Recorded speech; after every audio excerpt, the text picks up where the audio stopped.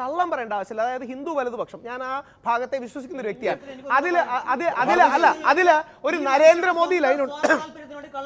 പച്ച കള്ളം പറയാണ് എന്നെ കൊണ്ട്. ഞാൻ സ്വാമി സന്ദീപാനന്ദ പോലെ പറയിക്കണം എന്നോട് സ്വാമിജി. ഞാൻ അങ്ങനെ കാര്യം പച്ച കള്ളം പറഞ്ഞു. മറുപടി വെറുതെ അങ്ങ് മൈക്കെടുത്ത് കുമ്മൻ രാജശേഖരൻ ചേട്ടനോട് ചോദിക്കണം വാവറുണ്ടോന്ന്. പുള്ളി വാവറുണ്ടെന്നേ പറയൂ. ഞാൻ 100% പറയാം. കാര്യം കുമ്മൻ രാജശേഖരനാണ് വാവരൻ ചേട്ടന്.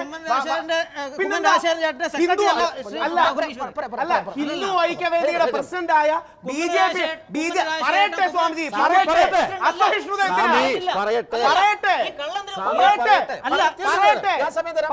പറയട്ടെ. കുമ്മന രാജശേഖരൻ ഹിന്ദു ഐക്യവേദിയുടെ പ്രസിഡന്റ് ആയിരുന്നു, BJPയുടെ പ്രസിഡന്റ് ആണ്, കേരളത്തിലെ ഏറ്റവും മുതിർന്ന ഹിന്ദു ആക്ടിവിസ്റ്റ് ആണ്, ശബരിമലയ്ക്ക് വേണ്ടി പോരാടിയ വ്യക്തിയാണ്. കുമ്മനം ചേട്ടനോട് വാവറുണ്ടോ എന്ന് ചോദിച്ചാൽ കുമ്മനം ചേട്ടൻ പറയും ഉണ്ട്. കാര്യം വാവരസ്വാമിയുടെ ആൾക്കാരെ വിളിച്ചാൽ കുമ്മനം ചേട്ടനാ. ഇതിന്റെ പ്രശ്നം ഹിന്ദു വലതുപക്ഷത്തെ 2 ലൈനുകളുണ്ട്. ഒരു നരേന്ദ്രമോദി ലൈനുണ്ട്, ഒരു പ്രവീൺ തൊഗാഡിയ ലൈനുണ്ട്. നരേന്ദ്രമോദി ലൈൻ മതി, അതൊരു മൃദു ഹിന്ദുത്വമാണ്. 2, ഈ സാധ്വി പ്രാചി ലൈൻ നമ്മളെ നശിപ്പിക്കും. നമ്മളെ എന്ന് പറഞ്ഞാൽ ഹിന്ദുക്കളെ നശിപ്പിക്കും, ഈ നാടിനെ നശിപ്പിക്കും. ഈ മുസ്ലിം വിരോധം ഹിന്ദുക്കളെ നശിപ്പിക്കും. ആ മുസ്ലിം വിരോധം ഉള്ളിലുള്ളതുകൊണ്ടാണ് ഇത്രയും സെൻസിറ്റീവായ ശബരിമല കേസിൽ ഈ പറയുന്ന ഒരു ഹിന്ദുത്വ പാർട്ടികൾക്കും ശബരിമലയെ രക്ഷിക്കാൻ കഴിയാത്ത അല്ലെങ്കിൽ സഹായിക്കാൻ കഴിയാത്തത്. ഇല്ലെങ്കിൽ ഇവരുടെ ഭരണമിരിക്കുന്ന കാലത്ത് അത്യാവശ്യം ഒരു അഫിഡവിറ്റ് എങ്കിലും ഇതിന്റെ കൂടെ കൊടുക്കണ്ടേ? കൊടുക്കാൻ കഴിയാത്ത കാര്യം എന്താ അറിയോ?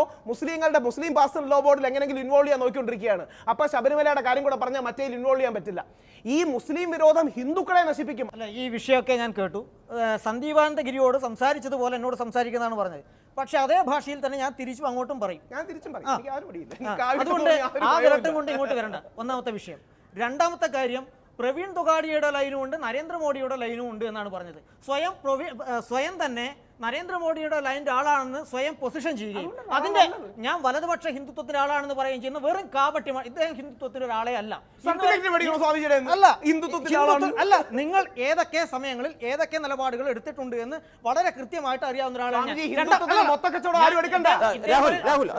രണ്ടാമത്തെ പിന്നെ വാവരുടെ വിഷയത്തിൽ കുമ്മൻ രാജേട്ടൻ ഇത്തരത്തിലുള്ള യാതൊരു നിലപാടും സ്വീകരിച്ചില്ല. ഈ രാഹുൽ ഈശ്വർ പറയുന്നത് വളരെ വ്യാജമായിട്ടുള്ള കാര്യമാണ്. രാഹുൽ ഈശ്വറിന് ഈ കാര്യത്തിൽ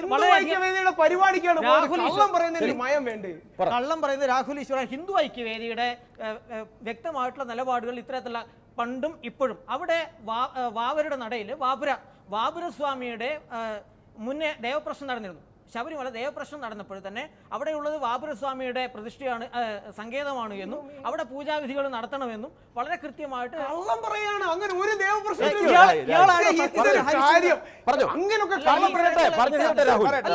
ആ സമയത്ത് ശ്രീമാൻ കുമ്മനം രാജേട്ടനും അതുപോലെ തന്നെ സ്വാമിജി ഇരുന്ന സമയത്ത് 1980-കളിലോ മറ്റുമാണ് ശുചീകരണവുമായിട്ട് ബന്ധപ്പെട്ട് ശബരിമല ചെന്നപ്പോഴാണ് ചില ആൾക്കാർ അവിടെ പച്ചപ്പട്ടും വിരിച്ചിട്ട് ഇരിക്കാൻ വേണ്ടി തുടങ്ങിയത്.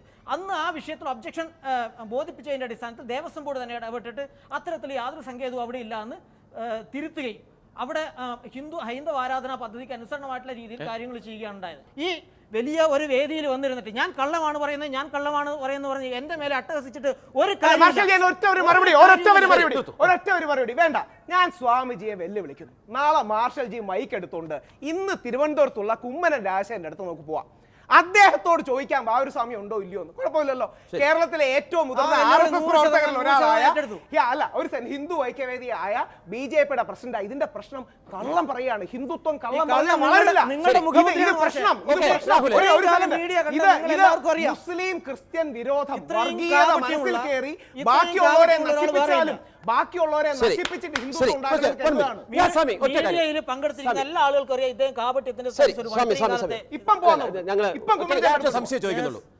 ഇപ്പൊ എന്തായാലും ശബരിമല അവിടെ ഉണ്ടല്ലോ, അയ്യപ്പസ്വാമി ഉണ്ടല്ലോ, നമ്മൾ ഒരു വലിയൊരു സമൂഹം അവിടെ വിശ്വസിച്ച് പോകുന്നുണ്ടല്ലോ.